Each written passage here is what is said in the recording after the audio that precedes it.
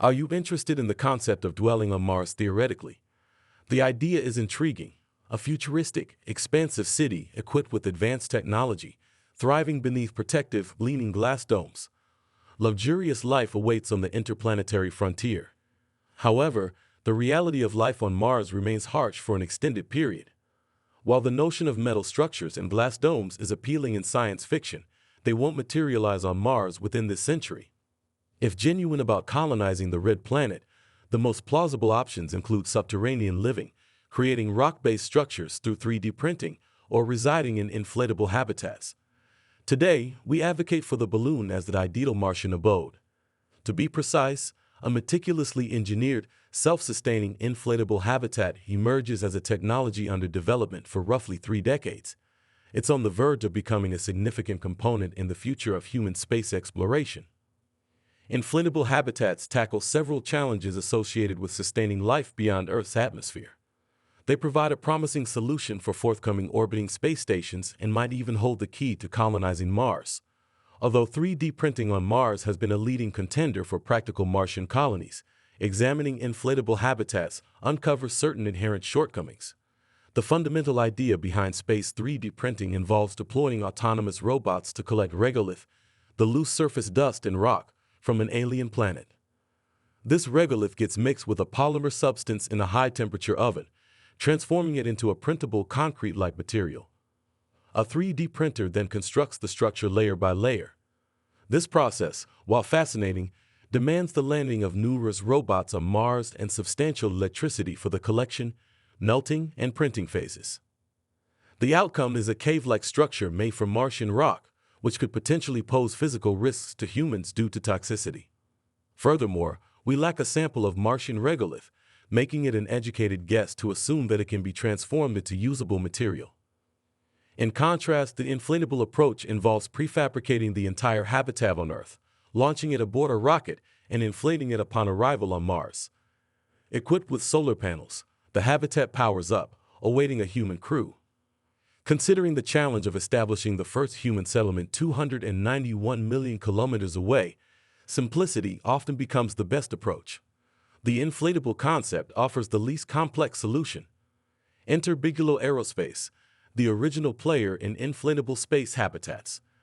Before Musk, Bezos, and Branson, there was Robert Bigelow, a charismatic billionaire who ventured into space with dreams of space hotels. Bigelow Aerospace pursued a multi-layer expandable space module technology, licensed from NASA, aiming to create modules for the International Space Station. Despite the lack of funding, Bigelow's research culminated in the Bigelow Expandable Activity Module, BEAM. Launched in 2016, BEAM demonstrated the viability of inflatable modules, while serving as a proof of concept rather than a fully functional ISS module. BEAM withstood micrometeor impacts and cosmic radiation. This limited test implies that inflatable space modules perform as effectively as other space station components. Sierra Nevada encountered a setback when, unfortunately, Bigelow Aerospace collapsed in March 2020. Robert Bigelow, the founder, became extremely concerned, leading to the layoff of the entire staff and the permanent cessation of all operations.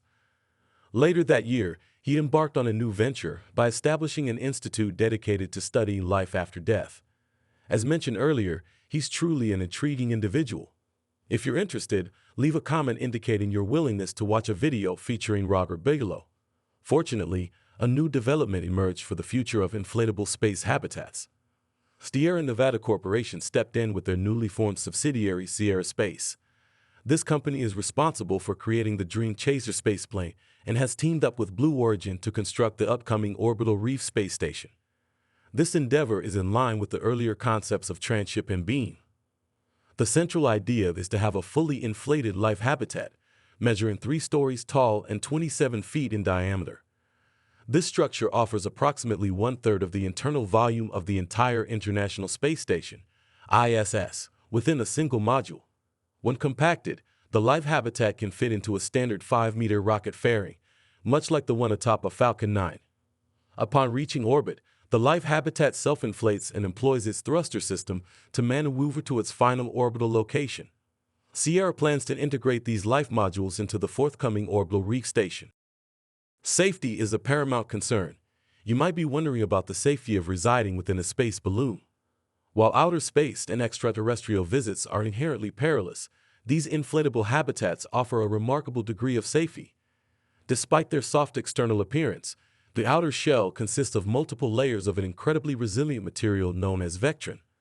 This material, resembling Kevlar, is created from liquid crystal polymer fibers.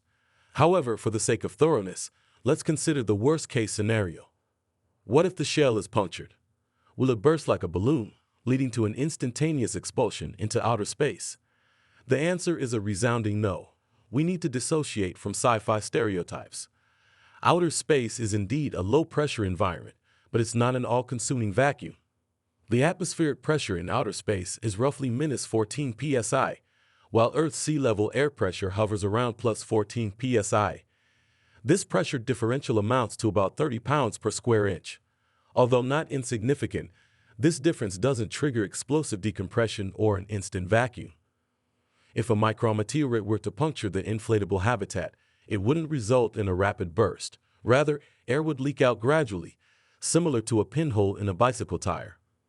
Consider this possibility. The issue could be rectified. Let's discuss radiation. Some positive news is that soft shells are excellent for effective radiation shielding. Remarkably, the most optimal material for blocking radiation is hydrogen. This is why people often mention using water as a radiation shield. Polyethylene, a plastic polymer rich in hydrogen, can be woven into a matrix and layered within the inflatable module's shell composition. If you've worn surgical masks recently, they employ a similar woven polypropylene matrix to trap viruses and such. Bigelow also explored the incorporation of foam materials with high hydrogen content in their previous designs. These could bolster the soft shell, creating a potent radiation shield. While leaving Earth's magnetosphere is perilous, the inflatable habitat appears at least as safe, if not safer, than other options we have. Regarding future applications, let's delve into how these inflatable habitats could serve a Mars colony. Similar to NASA's Lunar Gateway for the Moon, Sierra envisions interlinking modules to create a ring-shaped space station, enabling rotational artificial gravity. The current life habitat design adheres to existing rocket capacities. Yet, larger rockets are imminent, offering greater cargo fairing sizes. A March 2023 interview with Sierra Space's Senior Director of Engineering, Sean Buckley, revealed their assessment of possibilities with SpaceX's colossal Starship cargo ferry. The Starship pledges to carry 100 metric tons to Mars' surface in a fairing 9 meters wide at its base and about 17 meters long. Elon Musk contemplates extending the upper stage, and SpaceX develops mightier Raptor 3 engines, enhancing its capabilities. Sierra estimates that harnessing Starship's potential could yield a colossal life module surpassing 2,000 cubic meters in volume. The ISS is merely around 900 cubic meters. Inflated, this habitat could stretch up to 60 feet in length and 40 to 50 meters in diameter. With one such module in orbit and another on the ground, we'd establish a fully functional Martian infrastructure, relatively secure and comfortable, supporting extended human habitation. It's challenging to conceive an idea surpassing this.